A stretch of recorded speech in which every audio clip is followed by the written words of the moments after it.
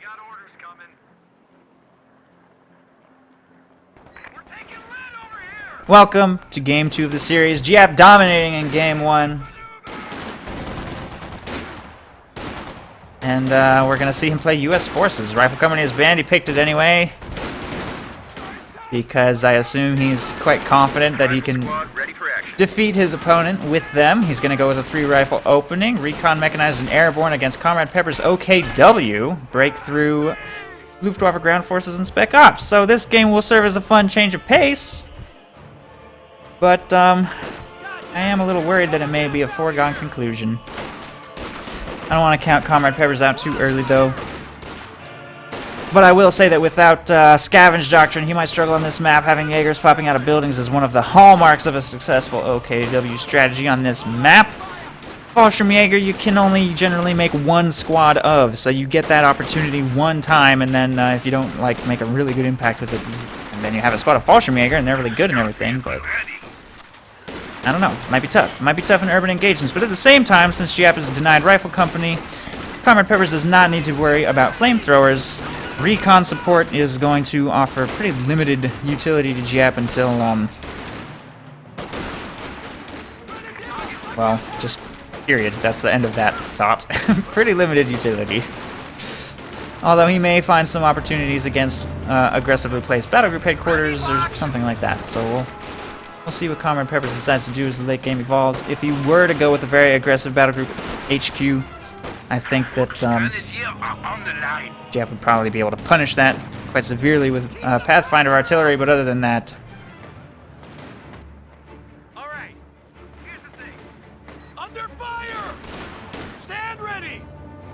Recon can only do so much. Kuba Wagon coming out early on to try and suppress some riflemen. Giap's going to be forced to utilize vision blockers and cover to mitigate the threat it poses as much as possible.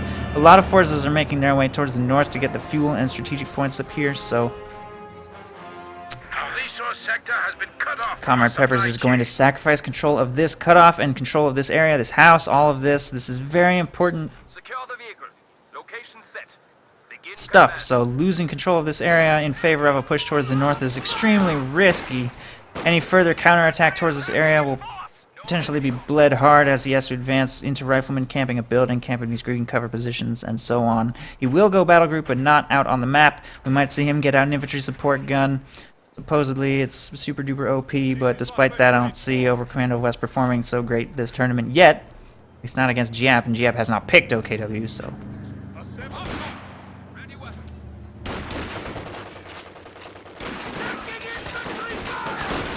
may not be enough to carry this faction. The command vehicle has gone static. HQ operations now underway.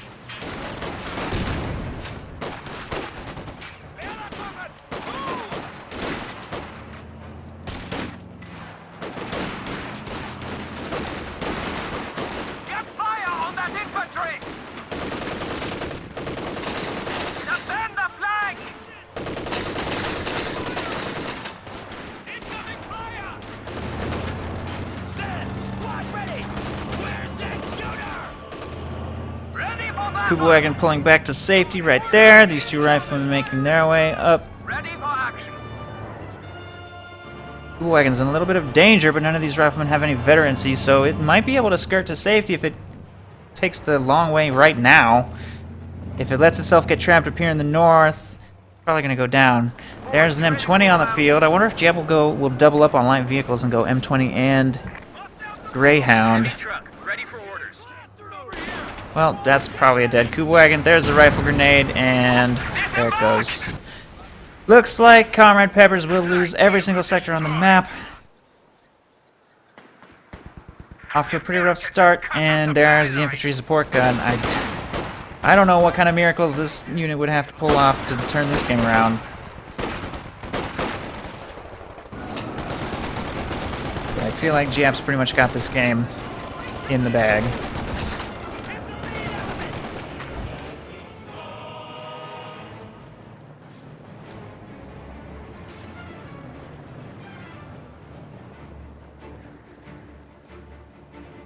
Target secure.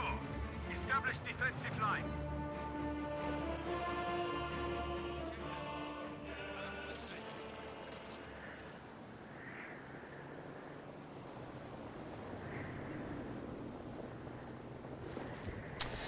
Well, things are quieting down while Giap spreads out and takes the entire map.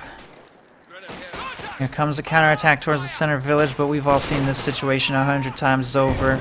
You get base locked. This red cover road is very difficult to advance across. There's a light vehicle to push him back. There's a house. There's a ton of green cover. He's even wired off the... Even if he were to break through this far, there's now wire blocking all of the green cover positions up here. Giap is going to make it extraordinarily difficult for any counterattack into the central village to succeed. Because it's mostly winter, not summer, he does have some options. He can harass down here in the south, but ultimately you must control this cutoff if you're actually going to get any resources to come in. And usually harassing territory in the north is not a viable alternative. It's too far away from your base. It's easy to flank you and push you back. You really must maintain a presence in the center. I don't think I can remember seeing a game where OKW got pushed out of the middle and then came back and won, but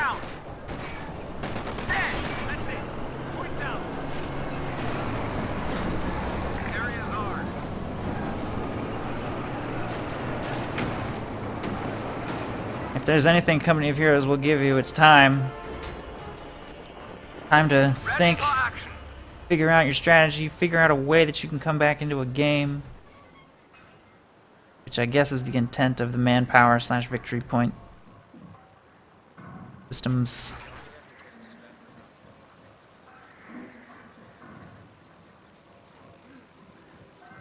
Use that ground for cover.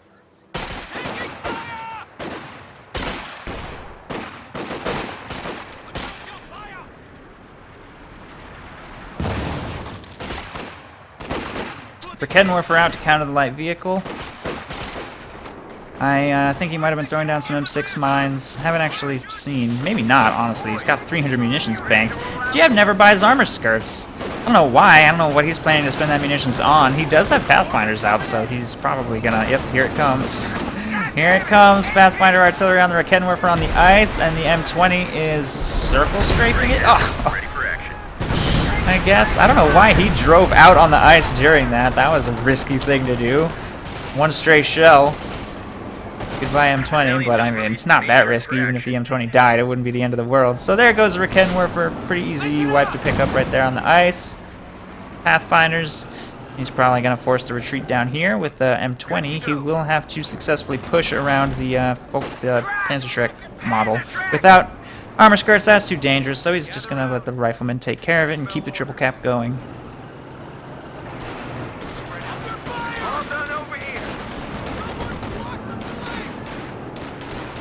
Luftwaffe ground forces has been picked, which I do think is the right call given his loadout, but I mean, they're only going to be able to do so much. They're just Fallschirmjäger, not miracle workers. A capture point is under attack.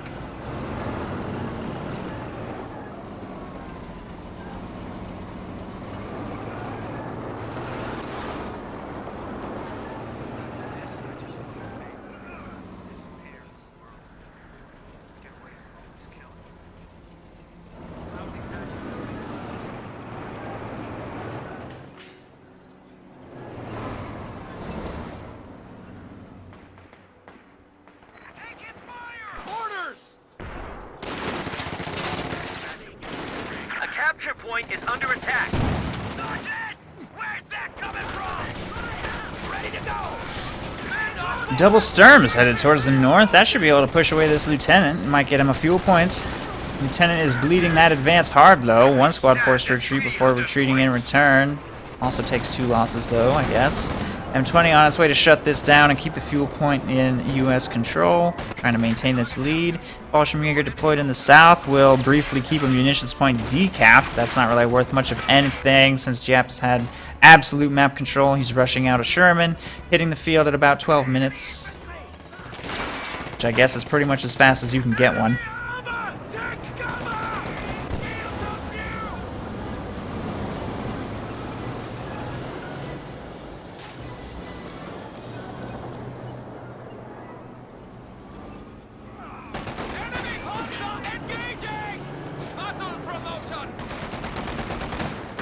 I wouldn't mind peeking in on Red Wing series after this one's over, because It looks like it's going to be over pretty soon. I'm not sure how long it's going to take for Giap's next series to get started. I don't know what the status is on his next opponent, so if we can take a sneak peek into some other series that are happening, that might be fun. Back up to full force. Enemy Panzer engaging!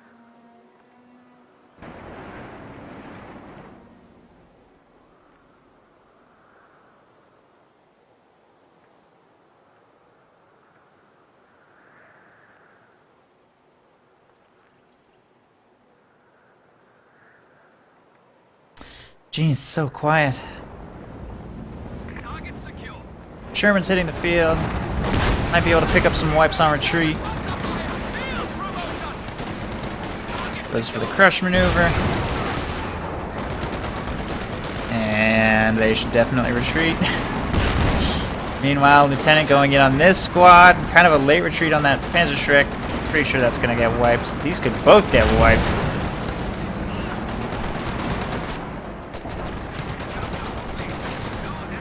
Okay. There goes that squad of Volksgrenadiers and his only Panzerschreck. Oh, that could have been a wipe. I'm surprised it didn't keep chasing. Maybe he's afraid of hitting mines or something, or maybe he just thinks that Sturm Pioneers are more valuable to pick up. 9 kills on this Sherman already, and it will rampage across the battlefield 100% uncountered.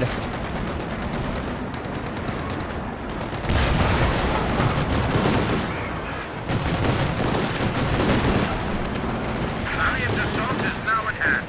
The troops await your command. Oof. We've lost a squad of infantry.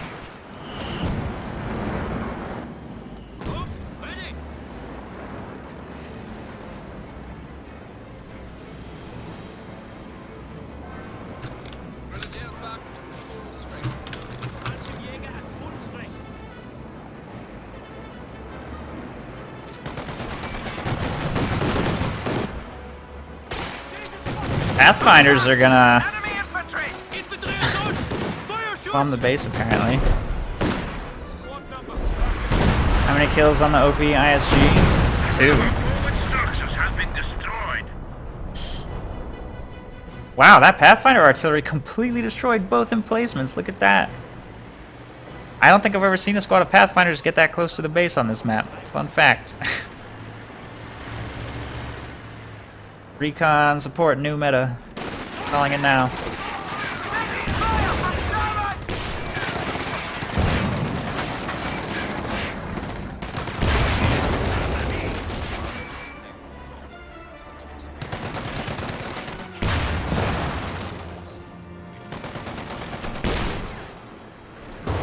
Whoa! That ISG just wrecked that Sherman. Did you see that? Nerf.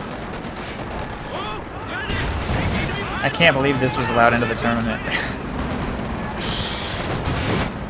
But special weapons for the Brits, special weapons commander, had to be banned, for sure. Incoming! Drive! Get us out of here!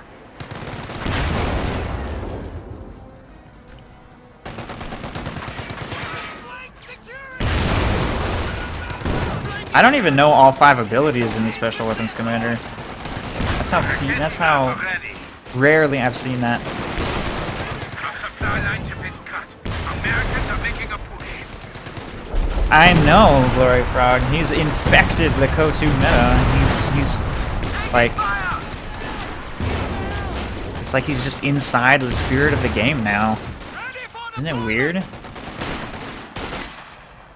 Now even Romeo's getting all salty? Come on, Sherlock. I've been salty about the ban situation since it was announced. It's no secret that I'm pretty mad about it. I don't know. I should stop talking about it, though. I don't know why I can't just let it go. Just let it go, Romeo. It's okay. It's a good thing. We're getting to see Armor Company, Recon Support, Infantry,